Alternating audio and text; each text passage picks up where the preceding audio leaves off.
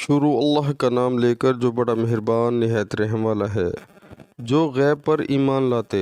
प्यारे मुसलमानों, गैब पर ईमान लाने से मुराद जो अल्लाह ताला को बिन देखे डरते हैं और दिल में खौफ रखते हैं दिन रात कि उन्होंने अल्लाह ताला के पास जाना है। तो प्यारे मुसलमानों, हमें भी अल्लाह ताला दिन रात दिल में खौफ रखने की तौफीक अता फरमाए और 5 वक्त नमाज बाजमात और कुरान पाक को तर्जमे के साथ सुनने की, उस पर अमल करने की तौफीक अता फरमाए। प्यारे मुसलमानों, हम सब ने अल्लाह ताला के पास जाना है, तो हमें ये सोचना चाहिए कि हम जो अपना सारा दिन गुजारते हैं, आया कि उसमें हम अल्लाह ताला के कितने हुक्म मानते हैं।